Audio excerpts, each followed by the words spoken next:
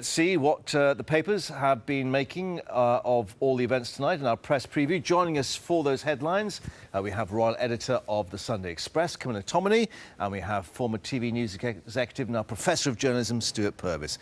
Thank you for being with us on a momentous, historic night. And yes, the front pages are dominated by events in Brussels, although not all have kept up to speed with the rapid developments. The FT Weekend Edition has. Its weekend front page details of the package of reforms secured by the Prime Minister after the 2 days of discussions in Brussels. Well, the Prime Minister trumpeting his deal, the Telegraph reporting that Justice Secretary Michael Gove will campaign for Britain to leave the EU. The Eye says that he's one of at least 5 other cabinet ministers preparing to break ranks and back the Leave campaign. The Independent quotes sources close to David Cameron saying Mr Gove made his decision with a heavy heart. The Express describing the Justice Secretary's stance as a shattering defection, while The Guardian says the move by Mr Gove could put pressure on Boris Johnson to follow his lead. Well, those cabinet ministers are expected, of course, to make their positions clear after that meeting that the Prime Minister has called for tomorrow, according to the Times. EU rivals turn up heat on Cameron. A rather more light-hearted take in The Sun. They have observed, if that's the right word, 2 aides were caught in European discussions as the talks dragged on. While the Daily Mail goes with a warning from Europol that almost 5,000 Islamist jihadis could be at large in the EU. The real crisis, the Daily Mail calls it. But it's other matters. For the Mirror, the NHS heading for a deficit of £3 billion on its annual budgets by the end of the financial year, by the end of March, according to its front page story. And the Star has Sexy Rita sweeter for Cowell, whatever that means.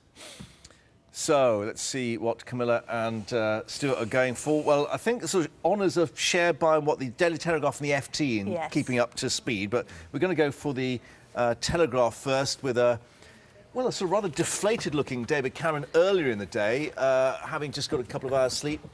Perhaps in rather better mood tonight. Yeah, although he did look very tired, didn't he, on that podium. I thought he did very well to field so many questions from journalists anxious to know what the nitty-gritty of the deals are, and we'll see that all, obviously, in tomorrow's papers. The final edition's going to press shortly after Fleet Street's finalists have been tapping away down in that conference hall. So what we have in the first editions really is more or less the deal that he has made. I think they were helped out massively, the papers tonight, by the Lithuanian president breaking ranks at 9 p.m. and saying that the deal had been struck. What I find interesting about it, really, in terms of all of the analysis and the minutiae, is how much is actually going to impact on actual voters, because what we're looking at is an extremely simple question, and actually it's almost emblematic, isn't it?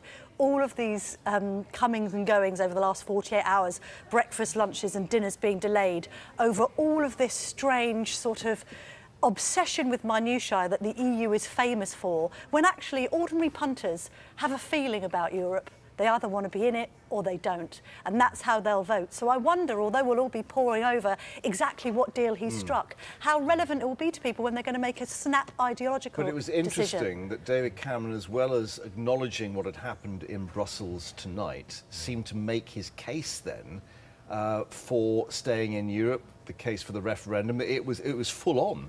It was a slightly unusual way of doing it. You would absolutely expect him to set out what he'd achieved, look ahead, but we did have a pretty long sort of policy speech about Europe in general, as if he kind of felt he needed to give us the full thing. And I think I absolutely agree with what you said. I mean, you know, we will go through for 24 hours all this incredible detail about is it 4 years or 7 years or all these other details. But actually, I suspect we won't hear that much about it in the campaign. Certainly not from those who want to leave. I think, you know, the Prime Minister wants to set out what he's achieved. And that's completely understandable. Against the agenda he set out, he's got something to report on each of them. But of course, it does not address the issues which the Eurosceptics care about most. So during the campaign, he may be talking about this kind of detail, but they won't. And I suspect that actually, as Camilla says, the people who want to stay in probably won't go on about this much either. It's interesting that he did stress this special status that phrase. And that was acknowledged to a certain degree by both Tusk and Juncker, which was interesting. I think it's extraordinary that Juncker wants to use that language and put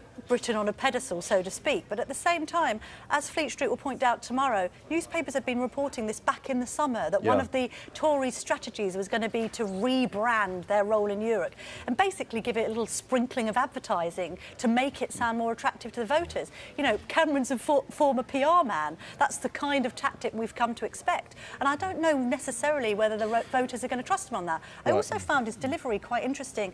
Although he seems convinced by his own deal, you don't get the impression that he's 100% convinced by Europe itself, is he? Ideologically, saying he hates Brussels but he loves Britain. Well, no, he didn't quite say that. He said, I love Britain. Yes, but he seemed to me to be someone who was putting his case forward very early, almost to get in an early hit. Right. To use an analogy, he's talking about, you know, it's better being inside the tent peeing out than vice versa. That was, I think, John Major's comment, wasn't it? It's hardly a ringing endorsement, is it, of this union that we're in? Can I briefly say, I understood Donald Tusk to say there's nothing new about the special status. In other words, it's always been there. It's always been there. So actually, to flourish this new brand, when the two guys who are actually been, you know, sort of doing the day-to-day say, actually, there's nothing new about that. But that's what voters will think. Nothing's really changed. Point out something quite interesting. These are the first editions. Yes. So, I mean, basically, a lot of them went with the Gove news. So the Telegraph there has Gove out as EU agrees deal. Your next one is the Express, which goes with Gove to lead us out of EU. Shattering defections. I mean, may some of these second editions change as more comes through from Brussels? Two things here. First of all, in truth, for a British audience, for a Westminster audience, this is a sexier story, let's be honest about it. Prime Minister's friend for many years, and I thought intriguing, this story has been leaked by Downing Street. The Prime Minister was effectively confirming the story, not that Michael Gove has issued, but actually his own spinners have been putting out. So why have they done that? To get that out of the way before he comes back tomorrow and Sunday and does his big spiel. But of course, what this doesn't solve is the Boris problem, because that is still lurking out there. So, I mean, I don't think he answered the question on Boris. He avoided it. Boris still hasn't answered the question. He said in some detail about Michael Gove that you know, this was a position that he'd held for 30 years. But nothing about Boris Johnson. No. And equally, although the Express is saying Gove will lead, there's other sources quoted inside the other news pages saying actually he's willing to go for Brexit, but he wants to take a low-key role. Is that a little bit of an oxymoron? Equally, the Boris debate. Should he stay or should he go? He's kind of in a catch-22, because if he goes with Cameron, he's effectively sanctioning George Osborne, isn't he, as next leader? Because this is all the complication about the Tory leadership. We all know he wants to be leader, even though he's coy about it. If he votes for Brexit and he leads it bravely and they win, brilliant. If he loses, is he going to be consigned to political oblivion now, forever? this is explored in more detail on the inside page of the Daily Mail, I think page 8. Gove set to... Well, page 9 will tell you what. Huge personal blow to his friend Cameron, but a massive boost to Brexit campaigners. So what will Boris do now? Question mark. Well, just to pick up, before I come to Boris, this other key point about Gove, which I think goes to that previous front page. Nobody suggests that Michael Gove is a kind of voter-friendly person. No, what he is a kind of intellectual soul of the Conservative Party, particularly the Conservative Party members. And that's why his if you like, his let's just bring up the eye. Actually, sort of goes. So when it says when quite rightly points out he's not going to lead it, no, I think he isn't going to lead it. He's absolutely not the front man, but he will attract a lot of support from other Tory MPs. There's reports of up to 100 Tory MPs now, you know, and coming out for the Leave camp. So that's why it's such a significant story. So Gove attracts the MPs, and hopefully Bojo attracts the punters. Absolutely. Right. Okay. And Lord Lawson, where would that leave Lord Lawson's position? Of course, because he was indicated very early on as leading the campaign. I know, but I think that people really understand that he appears outdated and isn't down with the kids enough. And you know, of course, he's this major political heavyweight, but we've got to appeal to Is that the problem, that Michael Gove may not be down with the kids? Well, he wasn't popular as Education Secretary. He was a very Marmite figure, wasn't he? We had Aaron Banks on Sky News today saying that Kate Hoey ought to be the front. Of course, his From Labour? Labour, yeah. The only It was- Labour it MP. was also and I thought, Eurosceptic, you know, I'm not sure. I thought she did rather well in the interview she did today, but she's again not effective. But maybe we just make too much of this issue of who the front person is. There's bound to be an argument about who the Electoral Commission is going to give the money to. Sure. But actually, you know, if And you, but let's be just clear. ask- If Boris comes out, Boris will get the press attention. But let's Yeah. just ask about then for the staying in camp. I mean, will David Cameron take that mantle up and lead that now that he's said basically that this is what he's going to recommend to the cabinet? Will he be the totemic leader of the staying in? Well, he has to, because if he loses, he's not Prime Minister any longer. Right. So Pretty. She's Yeah. gone to got no change her option. mind. Yeah. And also surrounding himself with these people who are in Because- exceptionally high positions of business, for instance, Yeah. so that they can basically But the- roll out this campaign of fear. I The mean, that's interesting essentially dynamic it. on that, of course, is as Adam indicated, it's George Osborne who did a lot of the legwork across Europe, as well as David Cameron's sort of budget airline dash across Europe. That George Osborne set the scene with a lot of his legwork, and he's so far maintained In a the fairly low, background. low to profile. keep his reputation unsullied should there have to be a leadership shift.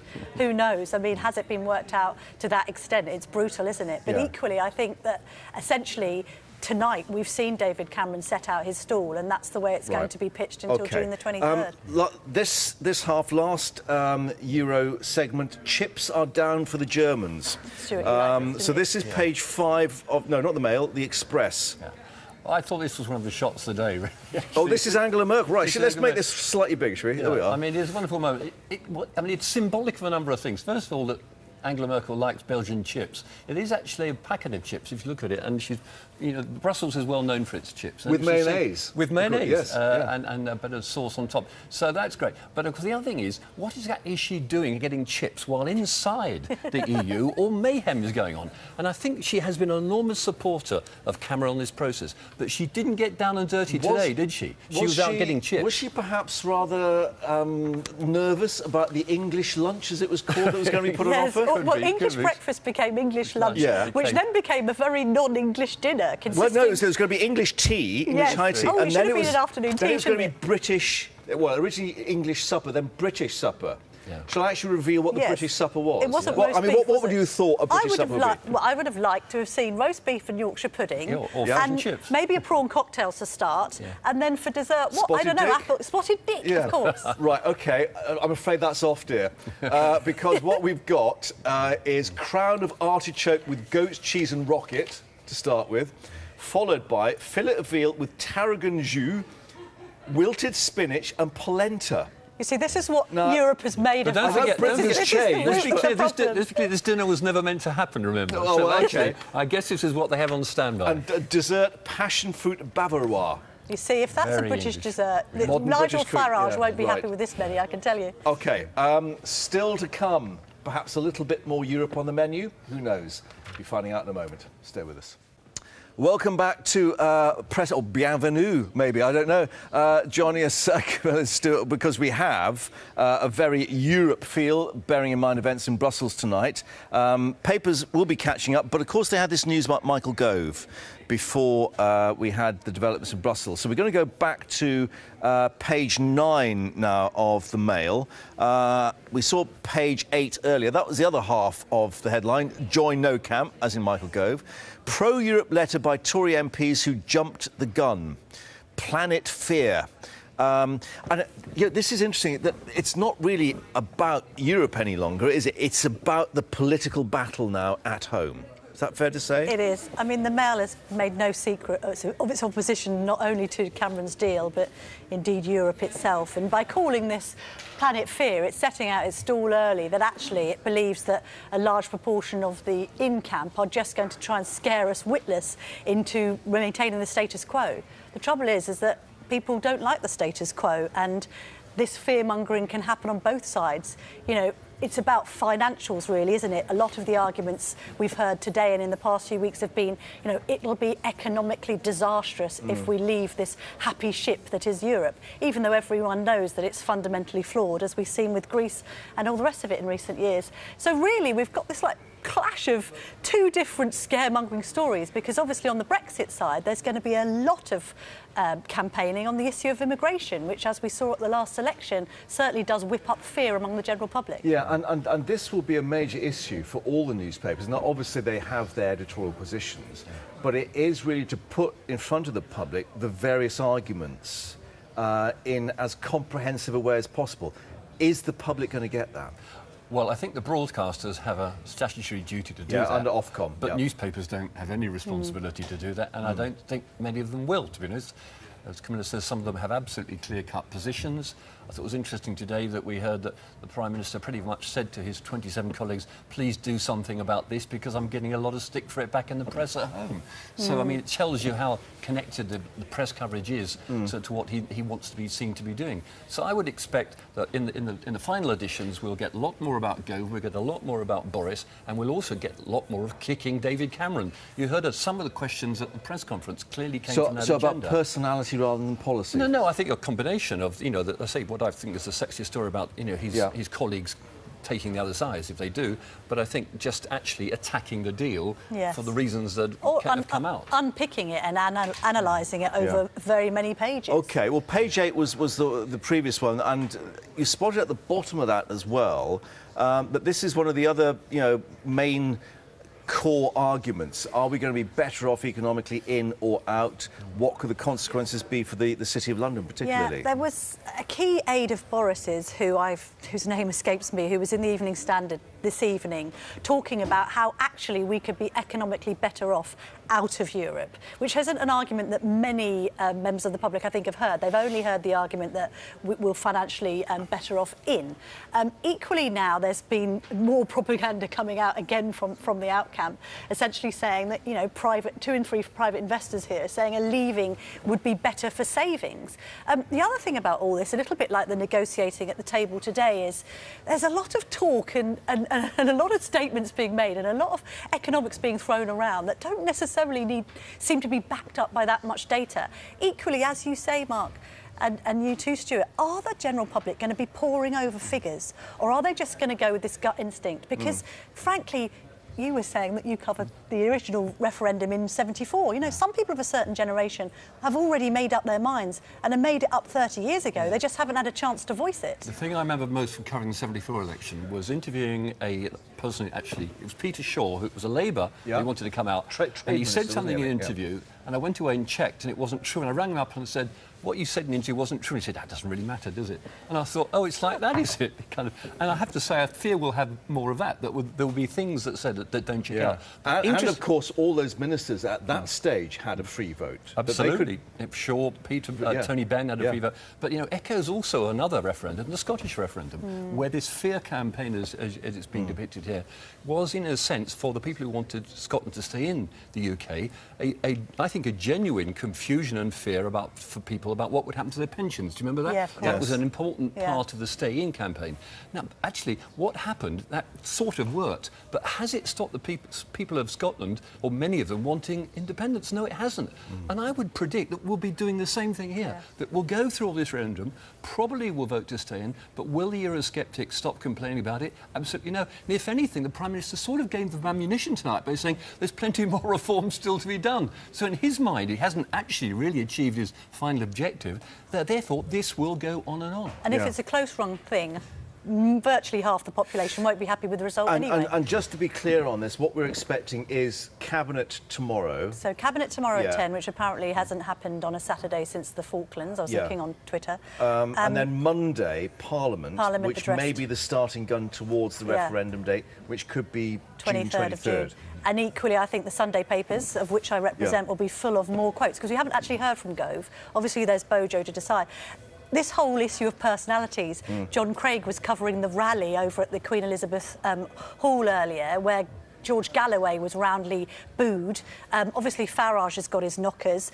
We've got a problem, haven't we, as well, with the Brexit camp needing to perhaps put some more popular figures forward, if that was a reaction to some of the people on speaking on their behalf. So we'll have to see who comes out tomorrow. Will celebrities come forward and affect people's opinions? Who knows? Let's just move away from Europe. We've talked about personalities. Times page 3, you may recognise those two gentlemen, Hugh Edwards and Robert Peston, but also Mrs. Edwards, or Vicky Flynn there.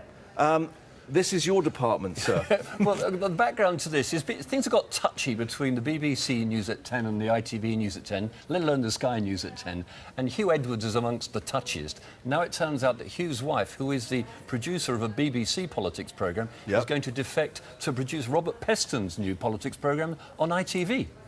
And, I mean, it's like a soap, this. This will run and run. Well, I mean, a part of the background is that Hugh Edwards, of course, as they describe it, they're feud over ITV's new approach. Tom Bradby. ITV News at 10 wanted to get noticed a bit more. They made a few bolder claims about their new look and everything.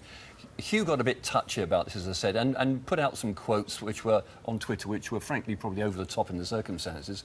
And now, in a sense, his wife has decided she'll go and work for the other side. Yeah, I think the big question, has Mr Peston had a makeover, looking at his sort of Billy Fury hairstyle? There's been a lot of criticism, isn't there? Cut your hair, put a suit on and wear a tie, has been said. But, hey, I mean, I'm glad a man's dress on the television is finally being scrutinised, because that's usually a preserve of female news presenters, I think you'll find. I suspect at this moment Peston is reminding people that he forecast that Gove would come out on the no side earlier this week. He may have his minds on other things. Yeah. OK, thank you for your selection. Thank you. And we'll see you again soon. Weather details for you.